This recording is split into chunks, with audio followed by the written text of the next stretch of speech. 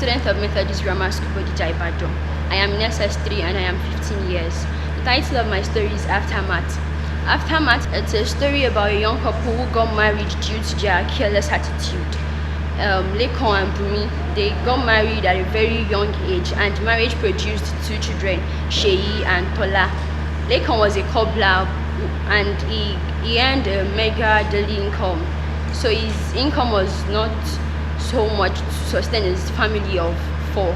As a result, Bumi had to leave the husband's house to go to her sister's house in Abeokuta. When she got to Abeokuta, her sister was very excited to see her younger sister, but the elder sister was not so happy to see the children because she believed the children were the major problem her sister had.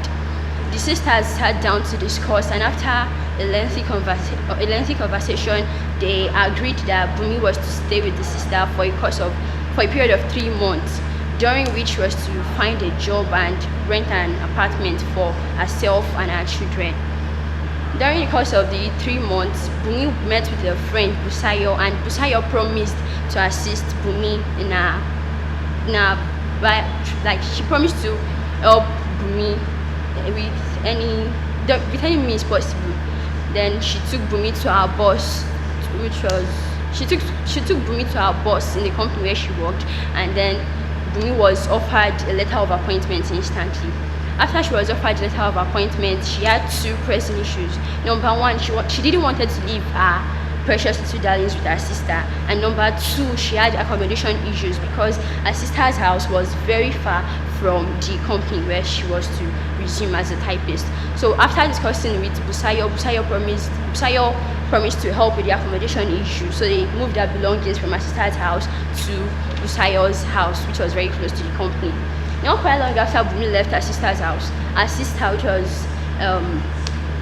was Nike, called her niece and her nephew, Sheyi and Tola.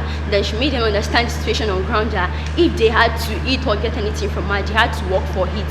So the amount of food they would get would depend on the amount of work they did. So this continued, and when she asked the children if they understood, the children nodded in affirmation in response to what their hands said. After that, the children started living a miserable lives. They lived in discomfort, and they were treated as outcasts. Even their cousins treated them as if they weren't human. Then a day came, Tola fell so ill. She was very ill that she was shaking uncontrollably. Then Sheyi went to meet his aunt in her room and explained the situation on ground to her, but she felt like it was none of her business, so she sent Sheyi out of the room. When Sheyi left, Sheyi went to meet his sister in the room and attended to her. He gave her his food, he put her to bed, and she slept off. After sleeping off, Sheyi went to perform his house chores and Tola's house chores as well.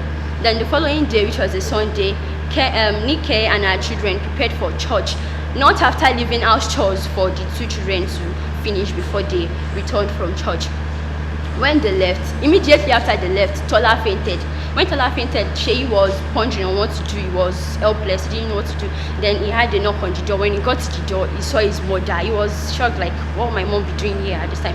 When the mother entered, the mother was like, Sheyi, what happened? Why is your face so dull? Then Sheyi pointed to Tola where she was because he couldn't even see anything. As Bumi saw Tola where she was, Bumi ran to Tola's side, and seeing the girl lying helplessly on the floor, Bumi carried Tola from the ground and took her to the hospital straight.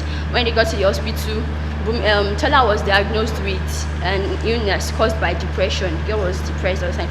Then, meanwhile, Sheyi was complaining of stomach ache. He was groaning in pains and everything. Then they had a test to be carried out on him.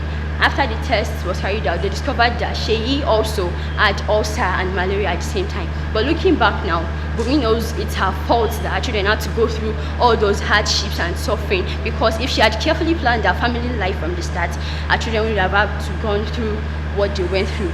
But now it's too late, because the children will have to live with the scars inflicted on them by their parents' broken marriage for the rest of their life.